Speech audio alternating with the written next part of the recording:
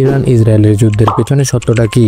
এটা কি তৃতীয় বিশ্বযুদ্ধের শুরু? ইরান ইসরায়েলের সংঘাতের ভেতরে গল্প কি? গত কয়েক মাস ধরে ইরান ও ইসরায়েলের মধ্যে এক ভয়ঙ্কর যুদ্ধ পরিস্থিতি তৈরি হয়েছে। কেউ বলছে এটা নতুন যুদ্ধের শুরু, আবার কেউ বলছে এই যুদ্ধের পেছনে আসলে আছে বড় দেশগুলোর গোপন রহস্য। কিন্তু আসল রহস্যটা কি? আজকের এই ভিডিওতে আমরা শুধু খবর নয়, দেখবো পেছনের রহস্য, ইতিহাস ও ভবিষ্যতের সম্ভাব্য বিপদগুলো। ভিডিও শেষে আরও থাকবে এমন কিছু তথ্য যা হয়তো আপনারা আগে কখনো শোনেননি। প্রথমে আসি ইরান আর ইসরায়েলের শত্রুতা কবে থেকে।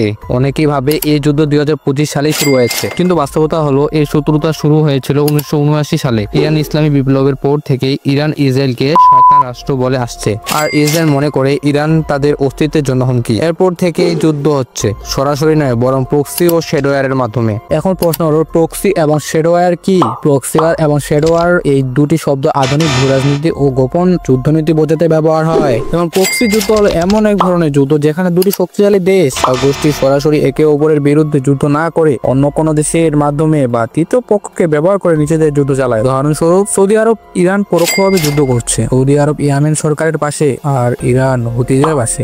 এখন শেডোয়ার কি? শেডোয়ার মানে গোপন ও অঘোষিত যুদ্ধ, যেখানে গুপ্তচর ভিত্তিক সাইবার হামলা, হত্যাকাণ্ড, গোপন সামরিক মিশন বা তথ্য যুদ্ধের মাধ্যমে এক দেশ আরেক দেশের বিরুদ্ধে কাজ করে, কিন্তু কখনো সরাসরি যুদ্ধ ঘোষণা করে না। উদাহরণস্বরূপ ইসরায়েল আর ইরান, সাইবার অ্যাটাক, বিজ্ঞানী হত্যা, গোপন অভিযান, কিন্তু কখনো সরাসরি যুদ্ধে অংশগ্রহণ করেনি। এখন ভূরাজনীতির সাথে আসলে কারা জড়িত? এই যুদ্ধ শুধু ইরান আর ইসরায়েলের নয়, এর পিছনে আছে মার্কিন যুক্তরাষ্ট্র, রাশিয়া, চীন, আরব, কাতার, টার্কি, এমনকি ভারতেও।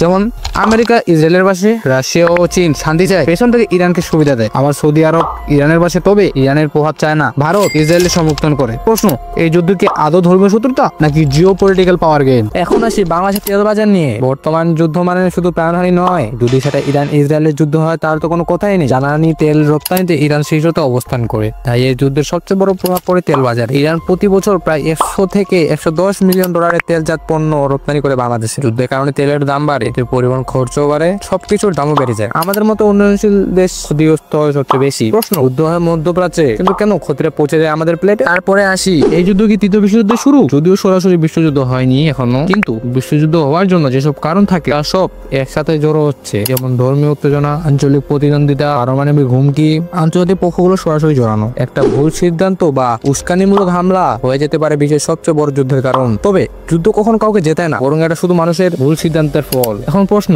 আমরা কি একটা যুদ্ধ ঠেকাতে পারি, নাকি আমরা শুধু খবরের লাইনে নেক্সট হেডলাইন হতে চাই? আপনার মতামত কি? কমেন্টে জানান। আর এরকম ইনফরমেটিভ বিশ্লেষণ পেতে চাইলে অবশ্যই চ্যানেলটি সাবস্ক্রাইব করতে ভুলবেন না। দেখা হবে পরের ভিডিওতে নতুন এক প্রশ্ন নিয়ে, নতুন এক বিশ্লেষণ নিয়ে। ততক্ষণ আল্লাহ হাফেজ।